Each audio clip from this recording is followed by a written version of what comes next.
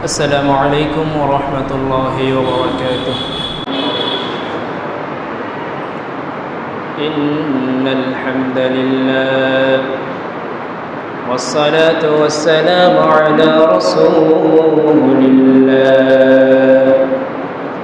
أما بعد فقد قال الله تعالى في كلامه المجيد وفرقانه الحميد.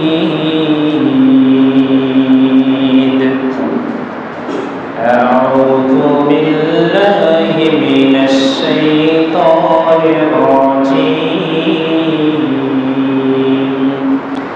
بسم الله الرحمن الرحيم. تعرج الملائكة والروح إليه في يوم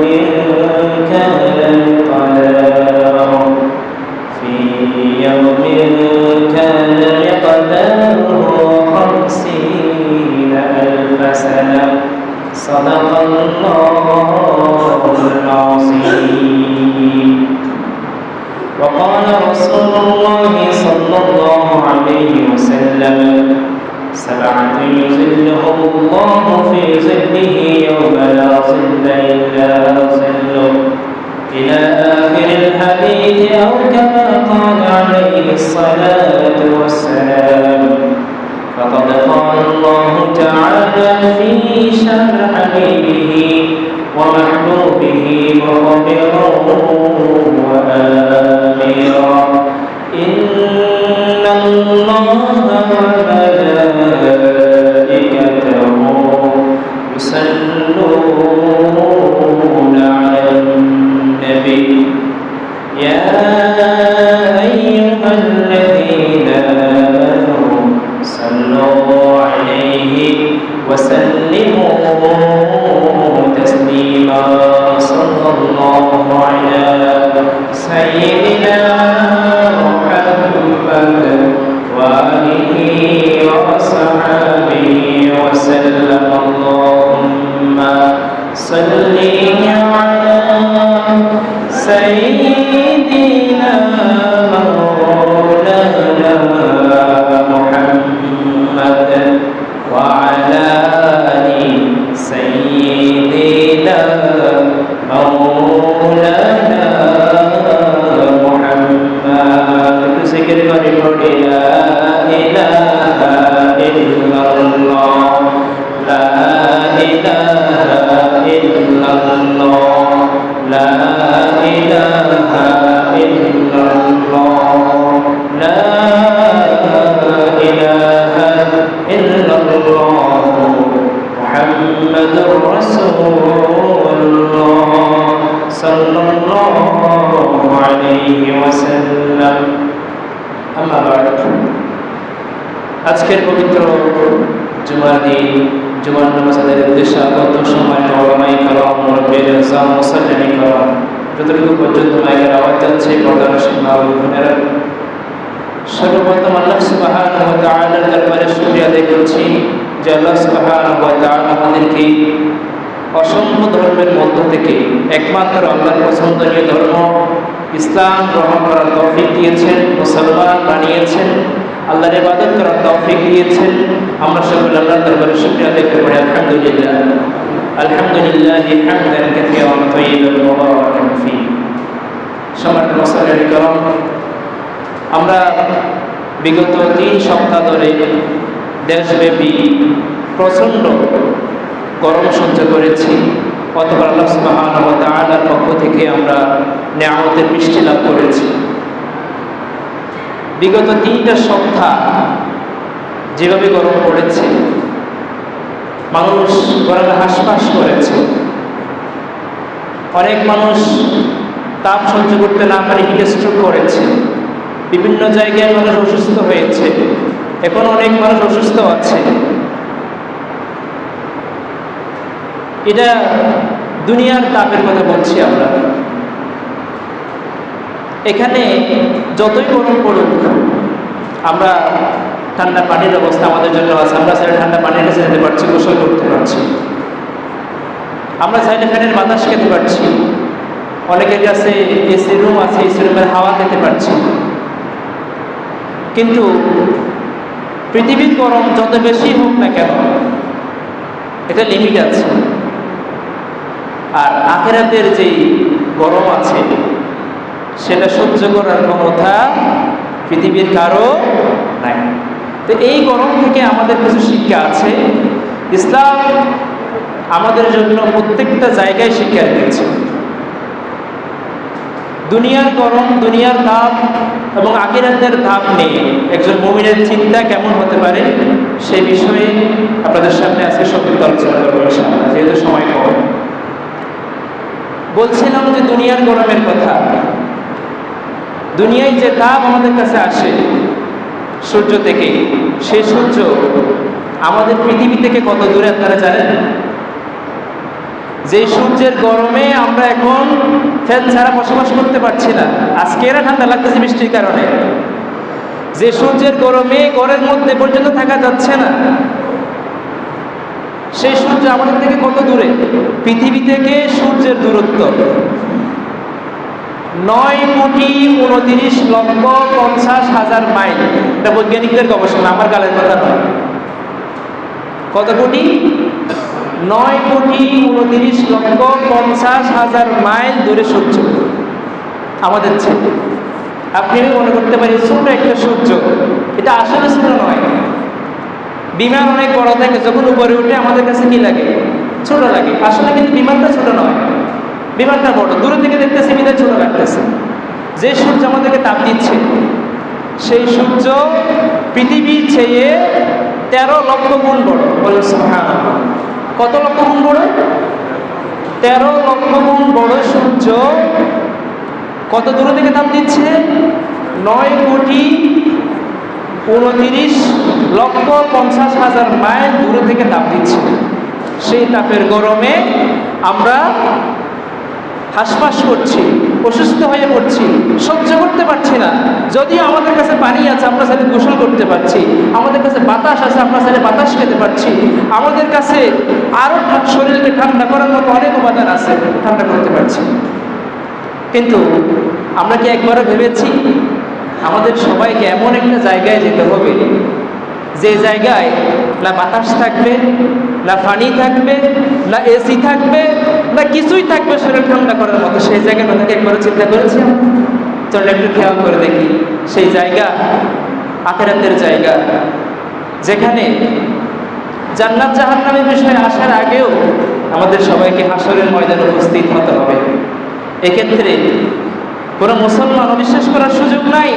প্রত্যেক মুসলমান মুমিন এটা বিশ্বাস করে যে তাকে একদিন না একদিন আল্লাহর সামনে দাঁড়াতে হবে, হাসরের ময়দানে তাকে উপস্থিত হতে হবে। তো আমরা যে সূর্যের কথা একটু আগে বলছিলাম, দুনিয়ার সূর্যের কথা, দুনিয়ায় যে সূর্য আমাদেরকে তাপ দিচ্ছে কত দূরে থেকে? 9,29,50,000 মাইল দূরে থেকে। এটাকে যদি আপনি কিলোমিটারে নিয়ে যান, 14,96,00,000 কিলোমিটার দূরে থেকে সূর্য আমাদের তাপ দিচ্ছে। সে গরম আমরা সহ্য করতে পারছি না। আর কিয়ামতের ময়দানে সূর্যকে এত কাছে নিয়ে আসা হবে। বিভিন্ন হাদিসের বর্ণনা আছে, বিভিন্ন হাদিসের বর্ণনা আছে। কোনো বর্ণনায় সূর্য 1 কিলোমিটার মাথার উপর আসবে, 1.5 কিলোমিটার মাথার উপর আসবে, 1.5 মাইল, 1 মাইল, 2 মাইল, এরকম কথা আছে হাদিসের মধ্যে। যেটা কিলোমিটারে নিয়ে গেলে 2 কিলোমিটার বা 3 কিলোমিটার হবে। আরো কাছাকাছি বর্ণনাও আছে, সূর্য মানুষের কিয়ামতের ময়দানে আরো কাছে আসবে, এই বর্ণনাও আছে। তো সর্বোচ্চ যদি আমরা নিয়ে যাই 3 কিলোমিটার পর্যন্ত নিয়ে গেলাম, 3 কিলোমিটার দূরে হলে কত দূরে হবে? যেখানে 14,96,00,000 কিলোমিটার থেকে দেওয়া তাপ আমাদের কাছে ফ্যান থাকার পরেও, পানি থাকার পরে আমরা সহ্য করতে পারছি না। কিয়ামতের ময়দানে এটা সহ্য করার সুযোগ আমাদের কারো আছে? কারো সুযোগ নাই। এই কথাটা কেন বললাম? এখান থেকে আমাদের ইমানদারদের জন্য, মুমিনদের জন্য অনেক শিক্ষা আছে। সে কিয়ামতের ময়দানে আমাদের তাপগুলো আসলে সহ্য করার ক্ষমতা থাকবে কিনা। যদি আমরা দুনিয়ার গরমই সহ্য করতে না পারি, আখিরাতের গরম সহ্য করার তো কোনো প্রশ্নই আসে না। তাহলে যেহেতু সহ্য করতে পারবো না, তাহলে আমাদেরকে অপশনাল চিন্তা করতে হবে এই হাসরের ময়দানের তাপ কিভাবে আমরা পার পেতে পারি তাপ থেকে। এটা এই 3 দিনের ব্যাপার নয়। কোরআনে কারিমের একটা আয়াত পড়েছি, কোরআনে কারিমের 29 নম্বর পারা সূরাতুল মাআরিজের 4 নম্বর আয়াত। আল্লাহ সুবহানাহু ওয়া তাআলা বলেছেন, আউযু বিল্লাহি মিনাশ শাইতানির রাজীম, তা'রুজুল মালাইকাতু ওয়ার-রূহু ইলাইহি ফী ইয়াওমিন কানা মিকদারুহু 50 আলফ সানাহ। সোজা কথা হলো আল্লাহ সুবহানাহু ওয়া তাআলা বলছেন যে হাশরের ময়দানের একদিনের সময় এটা পৃথিবীর 50,000 বছরের সমান। কত বছর? 50,000 বছর। আপনি আমি বাঁচি কয় বছর? 60, 70, 80, সর্বোচ্চ 100 যদি ধরে নিই, এই 100 বছরের জীবনে কি করব খুঁজে পাই না। কোথায় যাব, কোন দিকে যাব, গুনাহ করব না সওয়াব করব? কত গুনাহ হয়ে যাচ্ছে। সময়গুলোকে ইবাদত পর্যন্ত দিতে মন চাচ্ছে না। মানে আমাদের সময়গুলো বিরক্তি লাগছে। 100 বছরের হায়াত, কিন্তু কিয়ামতের ময়দানে কয় বছর? 50,000 বছর। কিসের নিচে? সূর্যের নিচে। কত উপরে? একেবারে মাথার উপরে, মাত্র 2 মাইল মাথার উপরে বা 1 মাইল মাথার উপরে বা আরো কাছে সূর্য থাকবে। এই অবস্থায় হাদিস আছে, قال رسول الله صلى الله عليه وسلم يحشر الناس في القيامة في يوم القيامة حفاة عراة غرلا। কিয়ামতের ময়দানে আল্লাহ সুবহানাহু ওয়া তাআলা হাশরের ময়দানে সমস্ত মানুষকে একত্রিত করবেন। হুফাতান উরাতান গুরলা, পায়ের নিচে কিছুই থাকবে না, খালি পা, উলঙ্গ থাকবে, শরীরে কোনো পোশাক থাকবে না, খতনা থাকবে না, কারো খতনাবিহীন অবস্থায় উপস্থিত হবে। আয়েশা সিদ্দিকা রাদিয়াল্লাহু আনহা জিজ্ঞেস করলেন, ইয়া রাসূলুল্লাহ, নারী পুরুষ তো সবাই উঠবে, যেহেতু কারো কোনো কাপড় থাকবে না, একজন আরেকজনের দিকে তাকাবে না? রাসূলুল্লাহ বলছিলেন, তখন পরিস্থিতি এমন থাকবে না। সূর্য আপনার মাথার উপর, গরমে আপনার মাথার মগজগুলো টকবক টকবক করে সিদ্ধ হতে থাকবে। সেই মগজগুলো নাক দিয়ে কান দিয়ে কুজের মতো করে বের হবে, জিহ্বাগুলো কুকুরের মতো গরমে লম্বা হয়ে বের হয়ে যাবে। গরমে মানুষ ঘামের মধ্যে সাঁতরাবে, কারো হাঁটু পর্যন্ত ঘাম, কারো কোমর পর্যন্ত, কারো কুন্দি পর্যন্ত ঘাম হয়ে যাবে, গরমে ঘাম। যার যার ঘামে সে সাঁতার কাটার অবস্থা হয়ে যাবে, যার যার গুণ অনুসারে সে ঘুমাতে থাকবে। বানানো কথা নয়, কোরআন হাদিস কেটে দেখলে সব পাওয়া যাবে। যেহেতু সময় সংক্ষিপ্ত থাকে, এখানে রেফারেন্স দিতে গেলে কথা বলা হবে না, সেহেতু মূল কথাগুলো বলে যাচ্ছি। নাহলে প্রত্যেকটা কথার পিছনে রেফারেন্স আছে, এগুলো বানানো কথা নয়। আমাদের বিষয় হচ্ছে, তো সেই সময় আমরা কিভাবে পার করব? এই গরম তো আমরা সহ্য করতে পারছি না। এই গরমের জন্য কত কিছু আমরা করছি, ফ্যান লাগাচ্ছি, এসি লাগাচ্ছি বাঁচার জন্য, কিন্তু সেই গরম থেকে বাঁচার জন্য আমাদের কোনো আমল আছে কিনা, আমাদের কোনো প্রস্তুতি আছে কিনা? শুধু তো হাশরের ময়দানের গরম নয়, যদি সেখানে বিচার দিবসে যদি আল্লাহর পক্ষ থেকে যদি নাজাত পেতে না পারি, জান্নাতের মালিক যদি হতে না পারি, তাহলে এমন জাহান্নামে যেতে হবে যে জাহান্নামের আগুন দুনিয়ার আগুনের চেয়েও 70 গুণ বেশি মারাত্মক। যে জাহান্নামের মধ্যে পুরো সূর্যকে আল্লাহ সুবহানাহু ওয়া তাআলা মুছড়ে ডুবাই দিবেন। তো এমন জাহান্নাম থেকে, এমন জাহান্নামের তাপ থেকে বাঁচার জন্য আমাদের কোনো প্রস্তুতি আছে কিনা?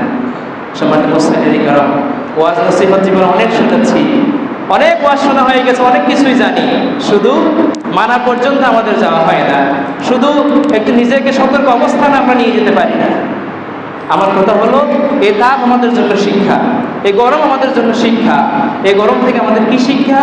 দুনিয়ার গরম যেখানে সহ্য করতে পারছি না, আখিরাতের গরম সহ্য করার ক্ষমতা আছে কিনা আমাদের একটু চিন্তা করে দরকার, একটু ভাবা দরকার। এবং সেই গরমগুলো পাশ কাটিয়ে আল্লাহর পক্ষ থেকে দেওয়া চিরসুখের নিয়ামত, চিরস্থায়ী সুখের জায়গা জান্নাতে যাওয়ার কোনো রাস্তা আছে কিনা সেগুলো আমাদের খুঁজে বের করতে হবে। সম্মানিত মুসলিম কারণ বলছিলাম যে হাশরের ময়দানের কথা, সেই হাশরের ময়দান 50,000 বছর পর্যন্ত মুনাফিক কাফের মানুষদেরকে কষ্ট পেতে হবে, কিন্তু যারা ইমানদার তাদের জন্য কিন্তু স্পেশাল সুযোগ আছে। ইমানদারের মধ্যে ইমানদার হওয়া যায়, তার কাছে 50,000 বছরের সময় মনে হবে যোহর থেকে আসরের সময় পর্যন্ত। আরেক বর্ণনা এসেছে, এক ওয়াক্ত ফরজ নামাজ পড়তে যত সময় লাগে ততক্ষণ মনে হবে ইমানদারের কাছে বিষয়গুলো। কার কাছে মনে হবে? যে স্পেশাল ছায়ায় থাকবে, যে স্পেশাল ছায়ায় থাকবে, যে গরম তাপ পাবে না। গরমের তাপ যে পাবে সে তার তো আর রেহাই নেই। তো খারাপ এই গরম থেকে রেহাই পাবে কিয়ামতের ময়দানে।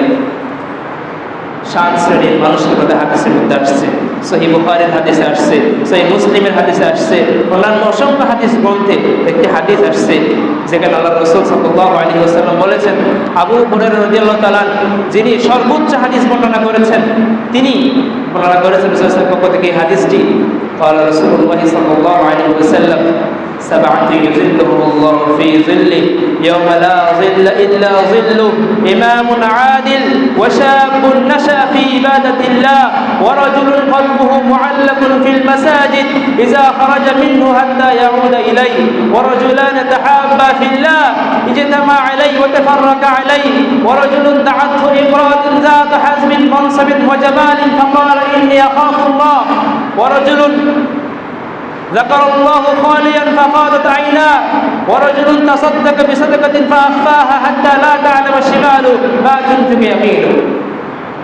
এই হাদিস রাসূলুল্লাহ বর্ণনা করেছেন, যিনি কখনো মিথ্যা বলেননি, যাকে কাফের মুশরিকরা পর্যন্ত আলামিন বলে, আস-সাদিক বলে স্বীকৃতি দিয়েছিলেন, সেই সত্যবাদী ব্যক্তি বর্ণনা করেছেন যে যখন মানুষের কোনো ছায়া থাকবে না কিয়ামতের ময়দানে, সূর্য যখন মাথায় এত কাছে চলে আসবে, তখন আল্লাহ সুবহানাহু ওয়া তাআলার পক্ষ থেকে স্বয়ং আল্লাহর ছায়া, আল্লাহর আরশের নিচের ছায়া আল্লাহ সুবহানাহু ওয়া তাআলা দান করবেন 7 শ্রেণীর মানুষকে।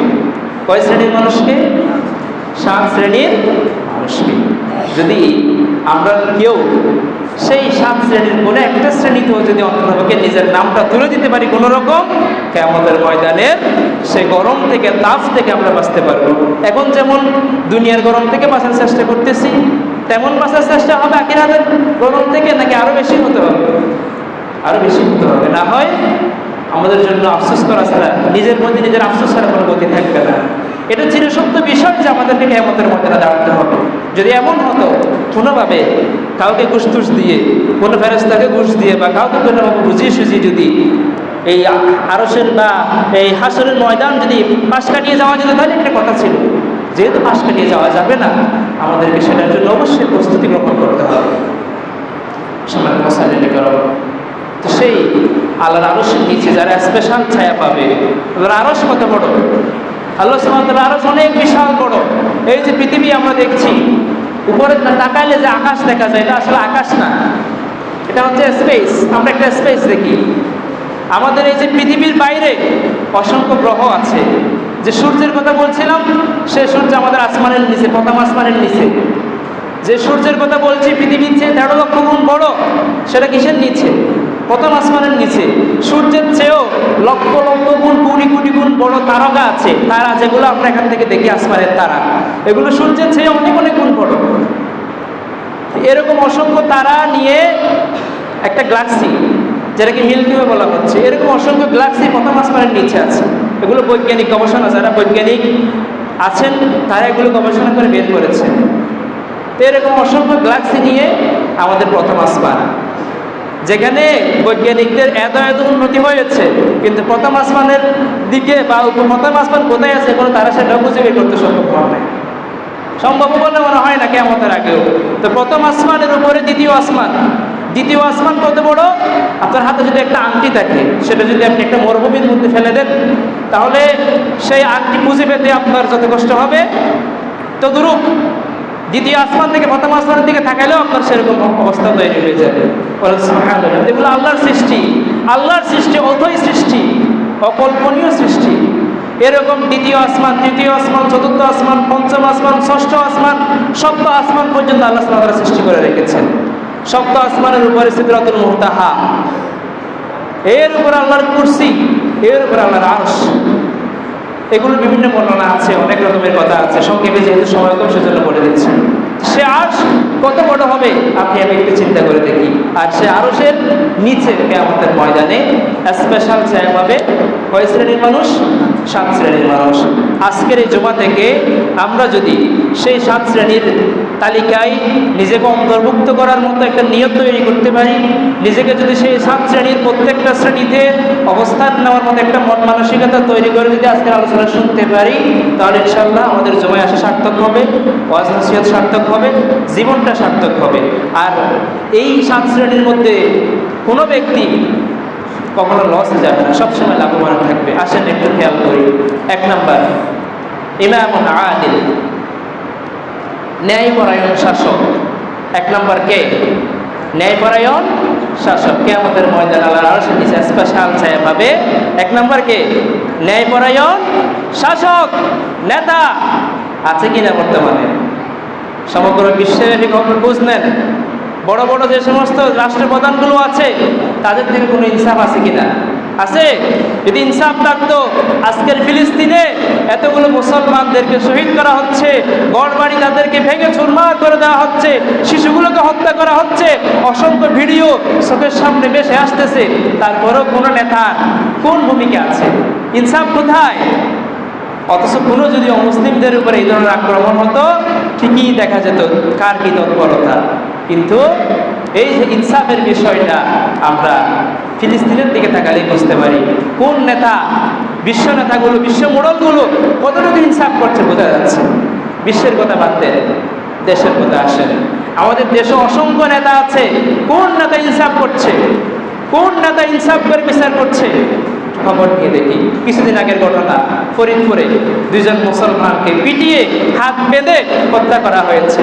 এখনো পর্যন্ত কোনো ন্যায় বিচার পাওয়া যায় নাই। আমাদের ইনসাফের কথা বলছি, অসংখ্য নেতার কথা বলছি। এবং যেই মুসলমানদেরকে মারা হয়েছিল সেখানে এলাকার মেম্বার চেয়ারম্যান পর্যন্ত জড়িত ছিল। বলে নাউজুবিল্লাহ মিন যালিক। তাহলে আমরা ন্যায়পরায়ণ শাসক পাবো কোথায়? আরো বাদ দেন, রাষ্ট্রের কথা বাদ দেন, সমাজের কথা আসেন। আমাদের যে সমস্ত সমাজ নেতাগুলো আছে তারা সমাজের মধ্যে ইনসাফ প্রতিষ্ঠা করছে কিনা? কতগুলো আল্লাহর আইনের বাইরে গিয়ে আইন প্রণয়ন করে ফেলতেছে, খবরও নাই, যেখানে আল্লাহ নারাজ হয়ে যাচ্ছে, এবং অসংখ্য আইন সমাজ নেতারা তৈরি করে ফেলতেছে। ইনসাফ নাই। সমাজের কথা বাদ দিলাম, পরিবারের দিকে আসেন। আমরা পরিবারে এক একজন দায়িত্বশীল, এক একজন পরিবারের নেতা। স্বামী হয়ে স্ত্রীর প্রতি ইনসাফ করা হচ্ছে কিনা? ন্যায় বিচার করা হচ্ছে কিনা? মা বাপ হয়ে সন্তানের প্রতি ন্যায় বিচার হচ্ছে কিনা? ভাই হয়ে বোনের প্রতি ন্যায় বিচার হচ্ছে কিনা? কত ভাই আছে বোনের জায়গা দখল করে খেয়ে বেঁচে হজে চলে যায়। এগুলো হজ হবে? বেইনসাফি। ইনসাফ বলতেই না। সুতরাং আপনি আমি এখন থেকে নিয়ত করি, আমরা ইনশাআল্লাহ ইনসাফ করব, আমরা ইনশাআল্লাহ ন্যায় বিচার করব। রাসূলুল্লাহ হাদিস আছে, কুল্লুকুম রাঈন ওয়া কুল্লুকুম মাসউলিয়াতুন আন রাঈয়াতিহি। তোমরা প্রত্যেকেই দায়িত্বশীল, প্রত্যেকেই নিজ নিজ দায়িত্বের ব্যাপারে কিয়ামতের ময়দানে জিজ্ঞাসিত হবে। সুতরাং আমরা যারা দায়িত্বশীল, আমাদের এখান থেকে আমরা ন্যায় বিচার, ইনসাফ প্রতিষ্ঠার চেষ্টা করি। পরিবার থেকে শুরু করি, ইনশাআল্লাহ আমরা প্রত্যেকটা ধাপে ধাপে ন্যায় বিচার যদি করে যাওয়ার চেষ্টা করতে পারি, ইনশাআল্লাহ আশা করা যায় সেদিন কিয়ামতের ময়দানে আমরা আল্লাহর পক্ষ থেকে ভিআইপি পজিশনে, স্পেশাল জায়গায় আমরা ইনশাআল্লাহ সম্মানিত হব।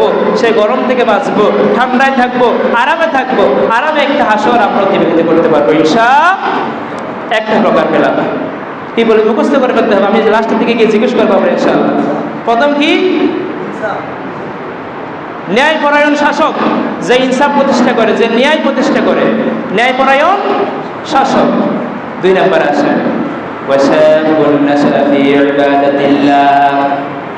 এমন যুবক যে তার যৌবন কালটা আল্লাহর ইবাদতে কাটিয়ে দিয়েছে, আল্লাহর ইবাদতে ব্যয় করেছে। এই শ্রেণীতে যদি আমরা একটু খোঁজ নিই, আমরা যারা যুবক আছি, আমরা কয়জন এই শ্রেণীতে থাকতে পারবো? যুবকের বয়স সাধারণত 20 থেকে 40 বছর পর্যন্ত যৌবনকাল হিসেব করা হয়, অথবা আরো যদি আগে থেকে হিসাব করা হয়, বর্তমান সময় হিসেবে যদি 18 থেকেও হিসাব করা হয়, আমাদের যৌবনকাল কোন পথে আমরা কাটাচ্ছি, কি সময় আমাদের কাটতেছে, যদি হিসেব করা হয় শতকরা 2 জনও তো পাওয়া যাবে না যে যুবক নিজের যৌবন কর্মে আল্লাহর ইবাদতে কাটাচ্ছে। আর আফসোস, কত ফিতনায় জীবনগুলো কেটে যাচ্ছে, কত গুনাহের কাজে নিমজ্জিত হয়ে যাচ্ছি, যেদিকে যাচ্ছি কোনো খবর নাই, আল্লাহর কোনো ভয় অন্তরের মধ্যে নাই, কোনো তাকওয়ার চিন্তা ভাবনা নাই, শুধু গুনাহ আর গুনাহ লিপ্ত হয়ে যাচ্ছে। আর এই সমস্ত ফিতনাগুলো এড়িয়ে যে যুবকটা নিজের যৌবনকালটা আল্লাহর রাস্তায় কাটাতে পারবে, তার জন্য সুসংবাদ, তার জন্য সুসংবাদ, আল্লাহর পক্ষ থেকে সুসংবাদ, আল্লাহর রাসূলের পক্ষ থেকে সুসংবাদ। সেই ব্যক্তিটা আমাদের ময়দানে আল্লাহর আরশের নিচে স্পেশাল ছায়া পাবে। সুবহানাল্লাহি ওয়া বিহামদিহি। আসলে আমাদের যুবক ভাইয়েরা, আমরা শপথ গ্রহণ করি, আমরা নিয়ত করি মাত্র 60 বছরের জীবন, মাত্র 70 বছরের হায়াত, এটাতে যেন আমরা নিজেদেরকে বিলিয়ে না দিই। এখানে যেন আমরা শরীয়তের বাইরে গিয়ে চলে যেন নিজের আখিরাতটাকে ধ্বংস না করি। সে আখিরাত, যে আখিরাতের কোনো শেষ নাই। আমাদের এই জীবনের শেষ আছে, আমরা সবাই জানি আমাদের জীবনের শেষ আছে, কখন যেতে হবে কেউ জানি না, কিন্তু এটাই জানি যে কোনো সময় জীবন চলে যাবে। আবার এটাও জানি আখিরাতের কোনো শেষ নাই, জান্নাত জাহান্নামের কোনো শেষ সেটা আমরা সেই সময়ের জন্য প্রস্তুতি গ্রহণ করি। আমাদের প্রত্যেকটা যুবক ভাইয়ের প্রতি আমাদের আহ্বান থাকবে, আমরা যেন নিজের যৌবনটা ভালো থাকে আল্লাহর ইবাদতে কাটানোর চেষ্টা করি, গুনাহমুক্ত জীবন গড়ার চেষ্টা করি। লাভ আছে কোনো ক্ষতি আছে? কোনো ক্ষতি নেই, শুধু লাভ আর লাভ। দুনিয়াতেও লাভ, আখিরাতেও লাভ, দুইটা পেলাম। 1 নম্বর ন্যায়পরায়ণ শাসক, 2 নম্বর এমন যুবক যে তার যৌবনকালটা আল্লাহর ইবাদতে কাটিয়ে দিচ্ছে। সম্মানিত মুসলিম কারণ আপনাদের বুঝতে কষ্ট হচ্ছে? বুঝতে কষ্ট হচ্ছে? সাউন্ড ঠিক আছে? যদি বুঝতে কষ্ট না হয় তাহলে আমরা নিয়ত করি যে আমরা যা শুনছি তা যেন আমল করতে পারি, যা শুনছি তা যেন এখান থেকে মাথার মধ্যে নিয়ে বাড়ি পর্যন্ত যেতে পারে। এমন যেন না হয় এখান দিয়ে শুনলাম এখান দিয়ে বেরোলো, এমন যেন না হয়। এরকম ওয়াজ আমাদের জীবনে কোনো কাজে আসবে না, বরং ফলে আখিরাতে আমাদের জন্য আরো আযাবের কারণ হবে। কারণ শুনছি না, আমল করে এই প্রশ্ন আসবে। এই জন্য যা শুনবো আমরা নিয়ত শুনবো ইনশাআল্লাহ। বলছিলাম দ্বিতীয় প্রকার এমন যুবক বলেন যে তার যৌবনকাল আল্লাহর ইবাদতে কাটিয়ে দিয়েছে। তৃতীয় স্থানের ব্যক্তি, তৃতীয় শ্রেণীর আরেকটা শ্রেণীর ব্যক্তি যার অন্তরটা রাজুলুন কলবুহু মুআল্লাকুন ফিল মাসাজিদ, যেই ব্যক্তির অন্তর সবসময় মসজিদের সাথে লেগে থাকে। ইযা খারাজা মিনহু হাত্তা ইয়াউদা ইলাইহি, জোহরের নামাজ পড়ে বের হয়েছে, কখন আসরের নামাজের টাইম হবে এই চিন্তা, একবার বের হলে আরেকবার কখন মসজিদে ফিরবে এই চিন্তা, নামাজের চিন্তা। নামাজের প্রতি যে ব্যক্তির মনোযোগিতা, আকর্ষণ সব সময় থাকে, টেনশন সব সময় থাকে, সেই ব্যক্তির কথা বলা হচ্ছে। আমার ভাইয়েরা, আমরা কয়জন আজকে ফজরের নামাজ পড়েছি? যদি হাত তুলতে বলা হয় অনেক ভাই লজ্জিত হবে, আমি হাত তুলতে বলছি না, কিন্তু একটু নিজেকে চিন্তা করতে বলছি। আমরা কয়জন আজকে ফজরের নামাজ ঠিক সময় আদায় করেছি? এই শ্রেণী থেকে আমরা পড়ার সুযোগ আমাদের আছে? মসজিদের সাথে আমাদের সম্পর্ক আছে? কয়জনের আছে? কতটুকু আছে? কত ওয়াক্ত চলে যায়, অনেক মানুষকে জিজ্ঞেস করলে ইকামত দিতে পারে না। কেন পারে না? কারণ কত ওয়াক্তের একামত চলে যায় তার খবর নেই, এসে কোনো রকম লাস্টের রাকাত পায় অথবা কোনো রকম লাস্টের 2 রাকাত পায়। একামত শুনতেছে না, অনেকদিন হয়ে গেছে, কারণ আগে মসজিদে আসে আছে। আমাদের অন্তরগুলো মসজিদের সাথে সম্পর্ক যদি আমরা তৈরি করতে পারি, মসজিদের প্রতি মহাব্বত যদি তৈরি করতে পারি, এই মহাব্বত আমাদেরকে অবশ্যই জান্নাত পর্যন্ত পৌঁছাবে ইনশাআল্লাহ। এবং কিয়ামতের ময়দানে আল্লাহর আরশের নিচে সেই স্পেশাল ছায়া পাওয়ার সুযোগ আমাদের আছে। এজন্য মসজিদগুলোর প্রতি আমাদের আন্তরিকতা তৈরি করি, মহাব্বত তৈরি করি, ভালোবাসা তৈরি করি। মসজিদের প্রতি মহাব্বত আপনাকে টাইমলি মসজিদে নিয়ে আসবে। মসজিদের প্রতি মহাব্বত যেখানে যান আপনার মসজিদে যেতে মন চাইবে। আলহামদুলিল্লাহ, কোথাও গেলে আগে একটা মসজিদ খুঁজে নিন, একটু রেস্ট নেওয়ার চিন্তা ভাবনা থাকলেও মসজিদটা খুঁজে নিই, ওজুটা করে 2 রাকাত নামাজ পড়া যায়, আল্লাহর কাছে শুকরিয়া আদায় করা যায়। কোথাও যাবেন, সফরে গেছেন, আগে একটা মসজিদ খুঁজে নেন, ওযু কালাম করে একটু ফ্রেশ হয়ে নেন, 2 রাকাত নামাজ পড়ে দেন। যেখানে গেছেন আল্লাহর কাছে দোয়া করেন, আল্লাহ যেন আপনার সেই উদ্দেশ্যটা সফল করে দেন। ইসলাম কত সুন্দর, তারপরেও আমরা ইসলাম থেকে দূরে থাকার চেষ্টা করি। আল্লাহ আমাদেরকে মাফ করে বলি আমিন। 3 নম্বর পর্যন্ত বলেছি মসজিদের সাথে সম্পর্ক। 4 নম্বর রাজুলান তাহাব্বা ফিল্লাহ ইজতামা আলাইহি ওয়া তাফাররাকা আলাইহি, ওই 2 জন ব্যক্তি যে একজন আরেকজনকে ভালোবাসে, মহব্বত করে একমাত্র আল্লাহর সন্তুষ্টির জন্য, আল্লাহকে খুশি করার জন্য। এমন মানুষ এখন আছে, আমরা একজন আরেকজনকে মহব্বত করি, একজন আরেকজনের সাথে সম্পর্ক তৈরি করি স্বার্থের জন্য। কিসের জন্য? স্বার্থের জন্য। কখনো কোনো কারণে তার কাছে 2000 টাকা চাওয়া হয়েছে, দিতে না পারলে সম্পর্ক শেষ। এগুলো আমাদের সম্পর্ক। অথবা দান নিয়েছি, আর দেওয়ার কোনো খবর নাই, খুঁজতে গেলে সম্পর্ক শেষ। এগুলো আমাদের দুনিয়াবী স্বার্থের সম্পর্ক। এই সম্পর্কের কথা বলা হয় নাই। এক ভাই আরেক ভাইকে মহব্বত করবে, এক মুসলমান আরেক মুসলমানের সাথে সম্পর্ক তৈরি করবে একমাত্র আল্লাহকে খুশি করার জন্য। সম্পর্ক ভেঙেও দিবে আল্লাহকে খুশি করার জন্য। সম্পর্ক হবে কোরআনের সেই আয়াতের আলোকে, তাআওয়ানু আলাল বিররি ওয়াত তাকওয়া। একজন আরেকজনকে তাকওয়ার কাজে সহযোগিতা করবে। আজান হচ্ছে, সে যাচ্ছে বাজারের দিকে, তার আল্লাহর মহব্বত করা ভাইটা, আল্লাহর জন্য মহব্বত করা দিনই ভাইটা তাকে বাজারের দিকে না নিয়ে চলো আগে নামাজটা পড়ে বাজারে যায়। কত সুন্দর সম্পর্ক। সে যাচ্ছিল ভুল পথে, তার বন্ধুটা, দিনই বন্ধুটা তাকে মসজিদের দিকে নিয়ে এসেছে। সে যাচ্ছিল আরেকটা ভুল পথে, বন্ধুটা নিয়ে এসেছে ভালো পথে। এই ধরনের বন্ধুত্ব, এগুলো আল্লাহর জন্য হবে। এগুলো তো সব আছে যারা এই ধরনের আল্লাহকে খুশি করার জন্য দিনই বন্ধুত্ব তৈরি করবে, তাদের জন্য সুসংবাদ, তারা কিয়ামতের ময়দানে স্পেশাল আল্লাহর আশীর্বাদ ছায়া পাবে। আর শুধু বন্ধুত্ব তৈরি করা নয়, বন্ধুত্ব ভাঙার কথাও বলা হয়েছে। যে বন্ধু আপনাকে মসজিদে আসতে দেয় না, আজান হলে চায়ের দোকানের দিকে নিয়ে যায়, যে বন্ধু আপনাকে ভালো কাজ করতে দেয় না, গুনার কাজের দিকে নিয়ে যায়, যে বন্ধু আপনাকে মোবাইলের মধ্যে অতিরিক্ত খারাপের দিকে নিয়ে যাচ্ছে, ভালো পথের দিকে আনছে না, সেই সমস্ত বন্ধুদের সাথে সম্পর্ক বিচ্ছিন্ন করার কথা বলা হয়েছে। তো এই শ্রেণীতে যদি আমরা আসতে পারি, কোনো রকম আমরা এই শ্রেণীতে হলে একটা জায়গা পাওয়ার সুযোগ আছে। কিন্তু এই পর্যন্ত যে 4টে কথা বলেছি, এখানে যদি আমরা নিজেদেরকে একটু কল্পনা করি, কোন শ্রেণীতে আমাদের সুযোগ আছে কিনা। সম্মানিত মুসলিম করা 4র্থ নম্বর শেষ, 5ম নম্বর কথা বলি।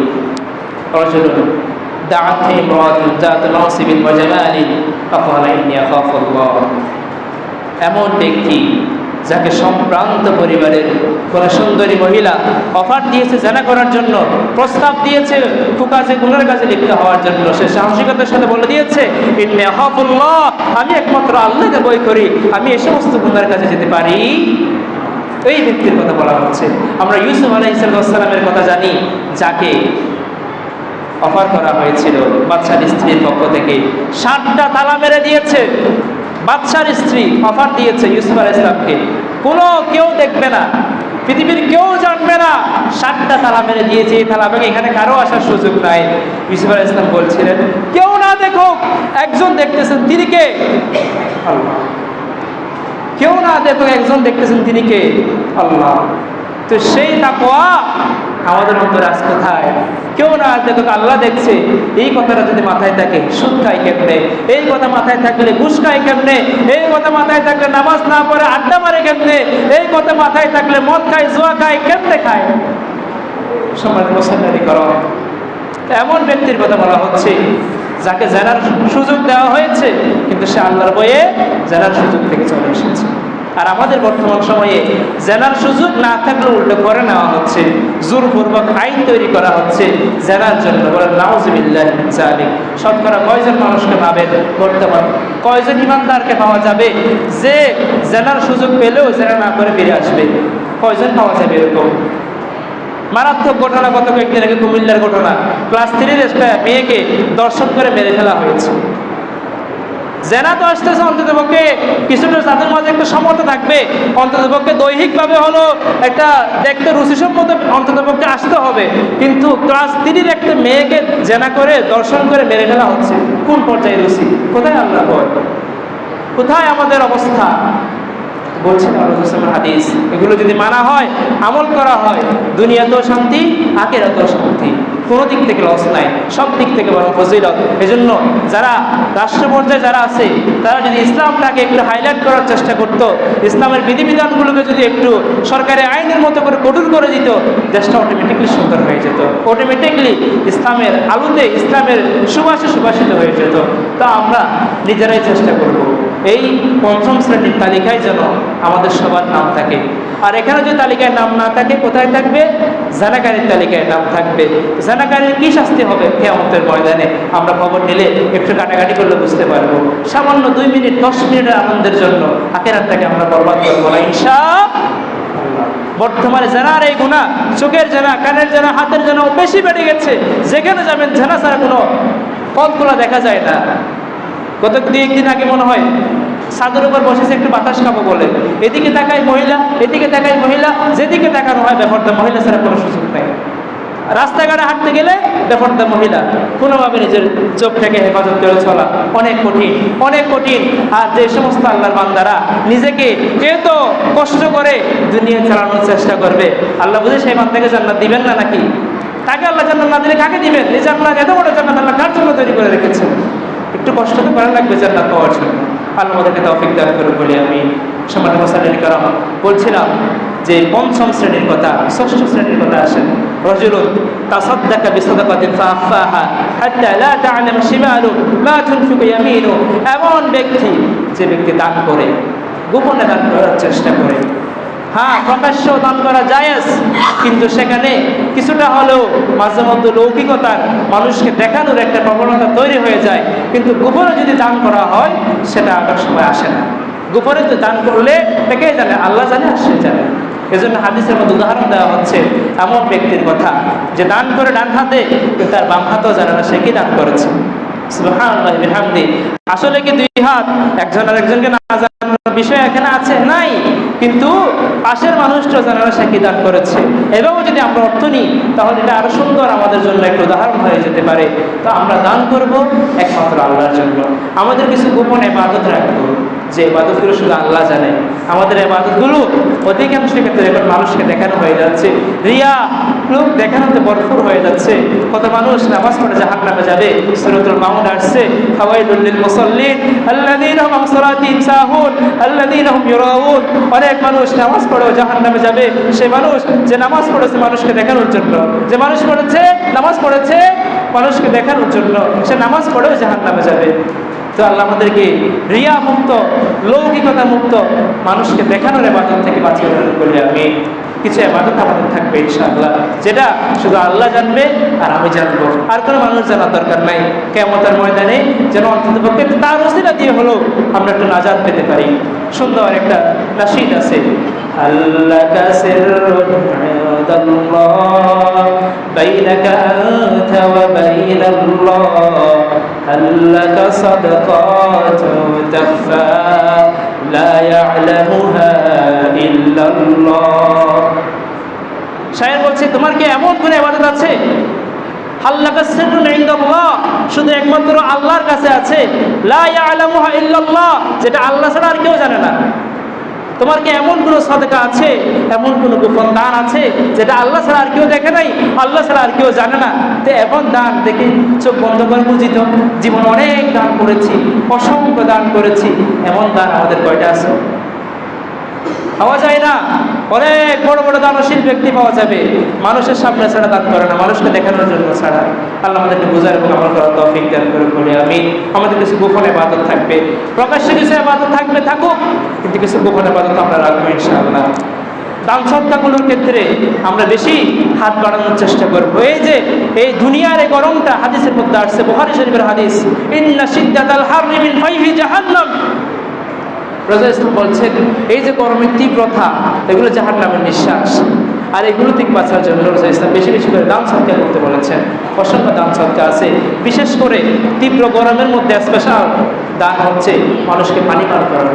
রাসূল ইসলামের হাদিস আছে, আফদালুস সাদাকাতি সাকিউল মা, সর্বোত্তম সদকা হচ্ছে মানুষকে পানি পান করানো। এই যে পানি পানের এই যে কষ্টটা, অধিকাংশ মানুষ লোহাগাড়ায় বিশেষ করে কিছুদিন ধরে মানুষ বুক করেছে, বুঝতে পেরেছে নলকূপ থেকে পানি আসতেছে না। আপনাদের দিকে হয়েছে? আশপাশে মনে হয়েছে, অনেক জায়গায় শুনেছি যে খাবার পানি, পান করার পানি নিচ থেকে আসতেছে না।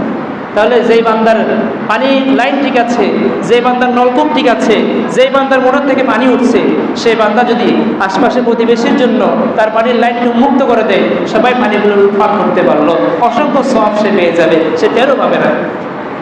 অনেক সুন্দর। আর এই সময়গুলোতে গরম থেকে, তীব্র গরম থেকে বাঁচার জন্য গাছ লাগানোর কথা অনেকেই বলতেছে, অনেক গবেষকরা বলতেছে, অথচ আল্লাহর রাসূল সাল্লাল্লাহু আলাইহি ওয়াসাল্লাম সে কথা আগে থেকে গাছ লাগানোর কথা বলে দিয়ে চলে গেছেন। রাসূল ইসলাম বলছেন, মা মিন মুসলিমিন ইয়াগরিসু গারসান আও ইয়াজরাউ যারআন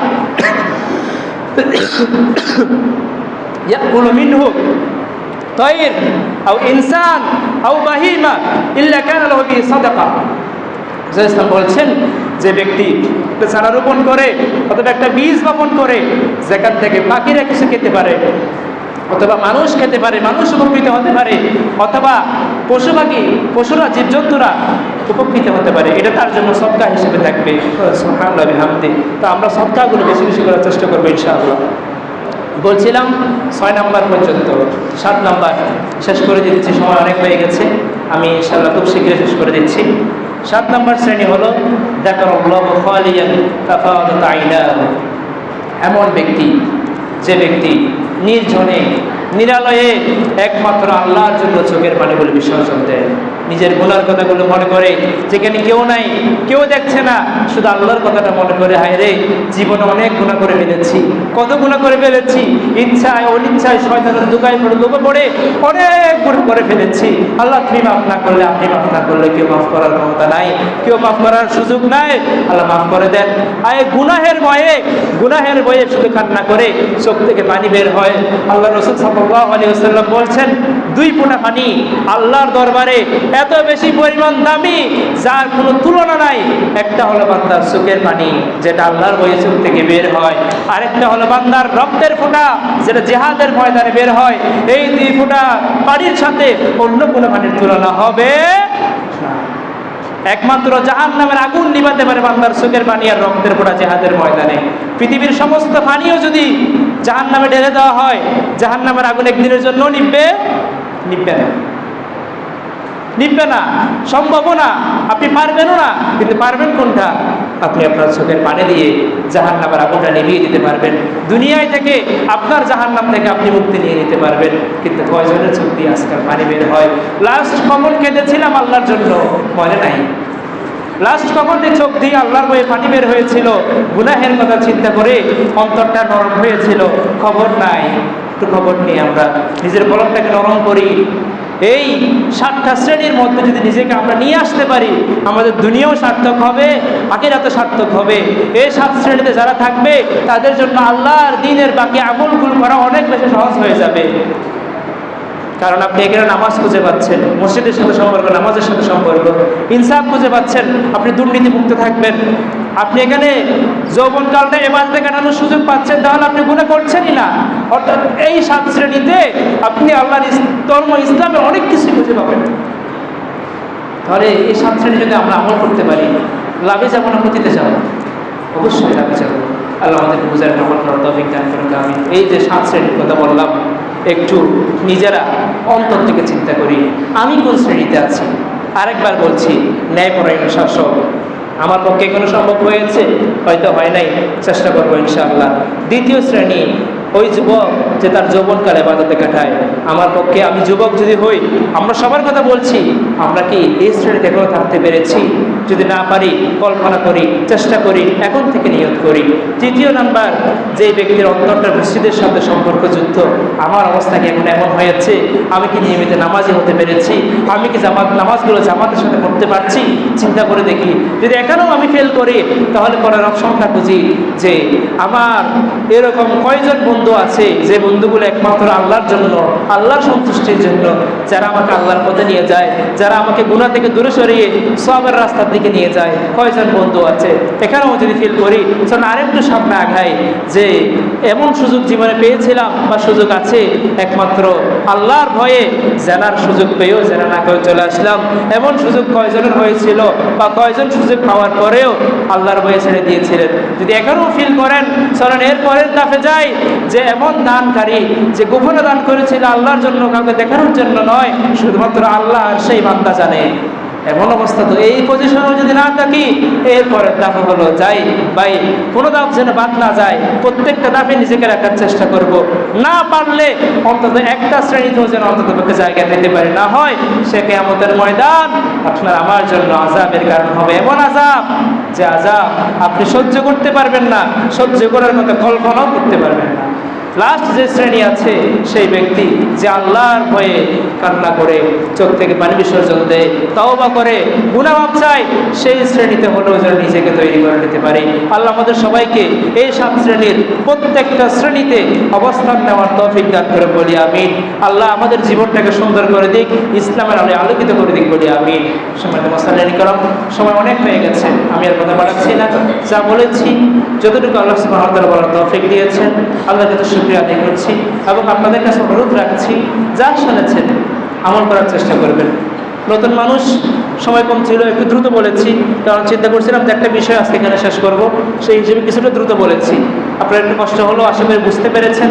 আমল করার চেষ্টা করবেন। আমল না করলে এই যে আধা ঘন্টা 1 ঘন্টা সময় এখানে দিবেন, কোনো ফায়দা হবে না। আল্লাহ আমাদেরকে বোঝার তৌফিক দান করুন, আমিন। ওয়া মা তাওফিক ইল্লা বিল্লাহ। আসসালামু আলাইকুম ওয়া রাহমাতুল্লাহি ওয়া বারাকাতুহু।